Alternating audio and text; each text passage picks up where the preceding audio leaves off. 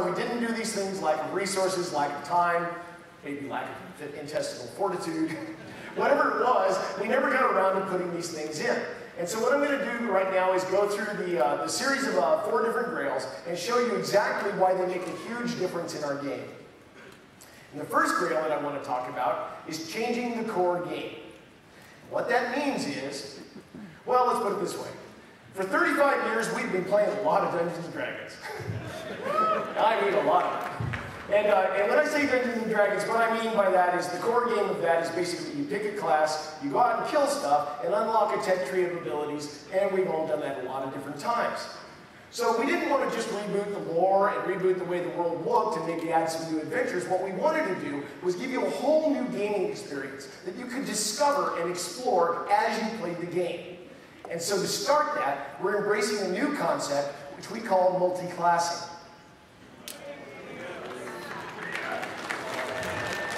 Oh, you haven't heard it yet.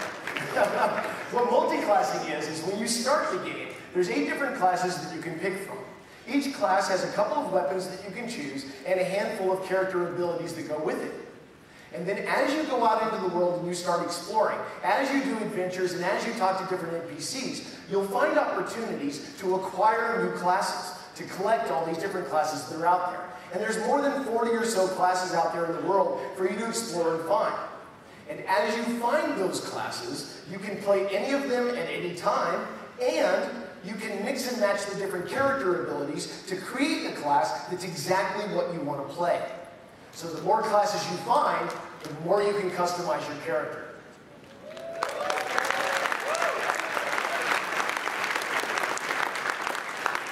Now your weapons make a big difference. They're one of the class-defining things in the game. So as you go through and you find these different classes, each class has a couple of weapons. Let's say, for example, that you pick the warrior. The warrior has like a big halberd and a longsword. And when he uses the halberd, he can use these big room-sweeping clearing attacks where he can slam the half down on the ground and create a shockwave. But when he switches to the longsword, his abilities change. And he can then basically be able to attack a single thing and do a lot of damage, or perhaps do some melee blocks and parries.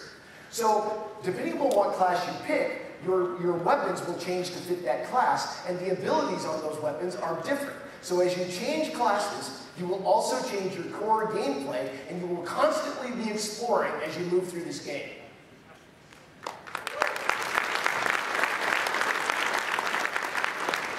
And we have a lot of weapons. In fact, one of the things that you'll find as you go through and you start advancing your characters is that you can mix and match little pieces on those weapons to actually change what they do. And in fact, it's a very visual thing, and when we get around to talking about crafting, you'll see that the crafters have a lot to do with this game. Let's go through that. Okay, so we've talked about these abilities. Now it's time to see some of them in action. So let's start with the human wizard, Jelena. That's a chromosphere. Now, once in a while, she'll get bushwhacked and need to get out of dodge. So she has a vortex ability. And what the vortex does is it slaps all the enemies into the same spot she was, teleports her backwards, and then blows them up.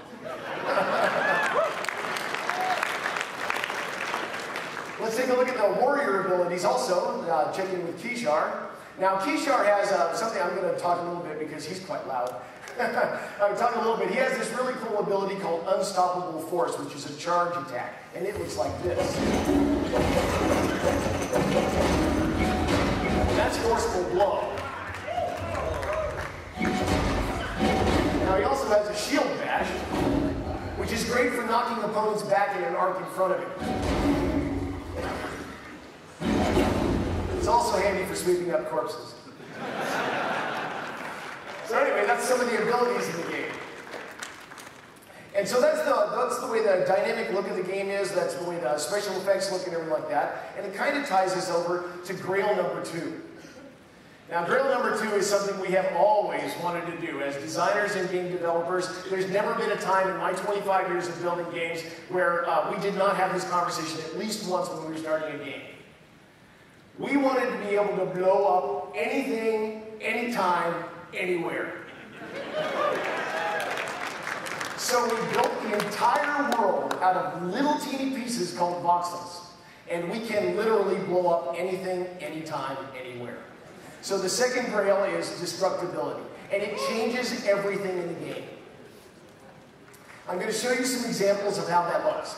But first I want to briefly mention that because everything is made out of voxels, we can not only destroy those voxels, we can also build them up on the fly with constructability. And that allows us to create all kinds of special abilities for the different classes. For instance, the human wizard has something called a crystal wall, and you can see that she can erect voxels straight out of the ground. Now the kobolds need to break that down, and when they do, she'll need to stop them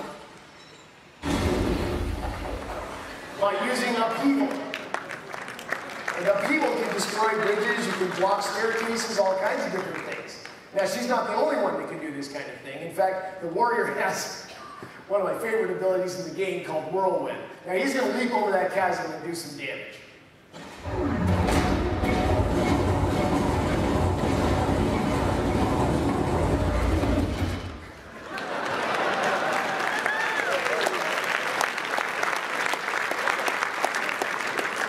So that's destructibility, and it changes an amazing amount of stuff in the game. Because not only is it fun to just rip the crap out of a battlefield, but it's also amazing what we can do with scenarios at that point too. You can imagine a player versus player scenario where one side is protecting a castle and the other side has catapults, and they're destroying the keep and trying to get into the courtyard. Or perhaps like a player versus environment scenario, where perhaps there's a floating island moving through space, and if it gets somewhere bad, it's going to be bad for everybody around, so the players are literally trying to destroy it as it moves. This kind of destructibility allows us to create a game experience you've never had before. But it's still only grail number 2. So, let's talk about grail number 3. Grail number 3 is what we call a life of consequence. And what it really means is that we completely redid the way AI works in our game. But first, before we get to that, as you play this game, you're going to be making decisions. And those decisions will have consequences. What that means is the game is remembering everything you did. And it's reacting. The different NPCs, what quest opportunities are available, all those things are reacting to you based on what you have done. But it also changes what we can do inside the game, and that's where we get to talking about emergent AI. Now the best and the easiest way for me to describe how that AI works is to run you through an example. So here's a concept piece of something we all know and love, Crushbone. Now Crushbone's full of orcs, so let's take a look at the way orcs look in our game. That's an orc. Okay, now we all know a lot about orcs. They are what they are. But basically, they really want to get a lot of gold, and they want to do things that are really nasty to us. But we know what they don't like is cities. They don't like to be around cities because cities have guards. And guards are just something that will always be bad for orcs. What they do like are lonely stretches of road where the occasional adventurer will walk by with a fat purse and they can knock them over the head and take everything they own. Now we know also that they don't like getting their butts kicked. It happens a lot, but they don't like it, okay? So, that's the way we set up everything in our game. Now, in a normal MMO, you'd come out here, we would set up a static spawn camp next to that lonely road, and it doesn't matter whether it's launch day or 10 years after launch, you're going to walk down that road, and there's going to be that orc spawn camp, and every 15 minutes they're going to spit out a new batch of orcs. That's the way these games have worked for a long time. But our game is different. What we do is we tag everything in the world with what it is. The game is constantly polling the world to find out where the guards are. How often people have gone down a lonely stretch of road to find out whether it's lonely or not. And so what we do is we create orcs and then we just release them into the world.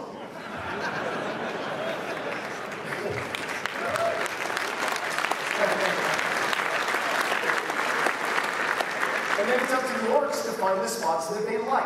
And so when they find that lonely stretch of road where there's no guards, they set up a camp. And they're going to stay in that camp, waylaying the occasional adventurer until one of a couple of things happens. The adventurers, the players, might go to a city and alert the guards, and the guards might start patrolling down the road. That would be something the orcs don't like. The adventurers might stop going down the road, in which case there's no gold going back and forth, and the orcs don't like that either. Or the players might kick them around a lot, and they don't like that either. Either way, they're going to uproot stakes and they're going to start wandering around the world trying to find the things that they do like instead of the things they don't like. And when they find that spot, they're going to put down stakes again and start harassing people. Now that allows you, the players, to make absolute change in the world. As we tell you to go out on quests to do things like pacify the woods because there's nasty goblins in them, you can actually do it. You go out into the woods and you harass those goblins and push them back until eventually they don't want to be there anymore and they leave. Now it might not have the consequences you expected. You might go out there to pacify and make the woods safe, but what might actually happen is that you tick off the Goblin King and he starts sending war bands to start pushing back at you. So you don't know what's going to be set up, and that's a big part of the game. So as you go through and you try to do things, the world will be reacting to what you've done, and you will be making change.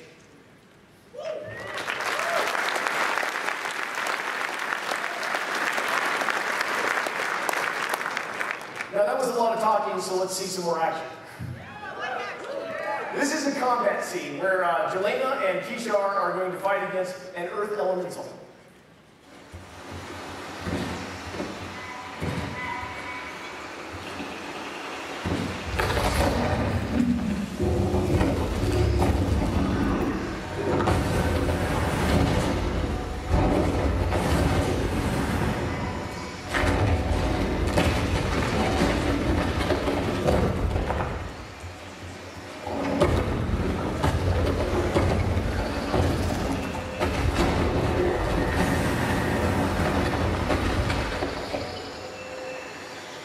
Fall down the hole.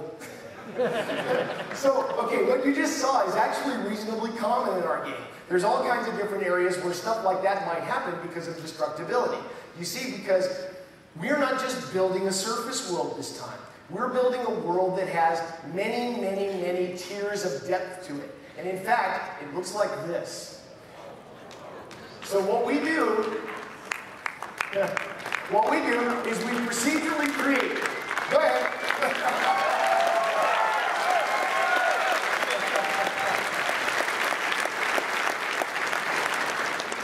What we do is we procedurally create all this fantastic content that's all the way through the world. And we know where everything is. We know where all the lost temples are and the ancient cities and all of that stuff. Because we have thousands and thousands and thousands of years of lore and archaeology that the designers have been building over this time.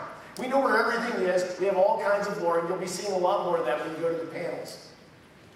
But what that means is, as you explore through all these tiers of depth and stuff in the world, you're going to uncover all these dynamic quest opportunities. And as you explore through them, and you choose what you want to do, and remember, the world is destructible, so you don't have to wait for us to reveal it to you. You can just pick up a pick and start making a tunnel. You can just explore through this whole area organically whenever you want to. And as you explore through this and you find these different quest opportunities, occasionally we'll have earthquakes or events in those quest opportunities will collapse caverns and stuff like that, and we'll recreate new areas procedurally. So as you explore through the world, it's constantly changing and you're constantly finding new content.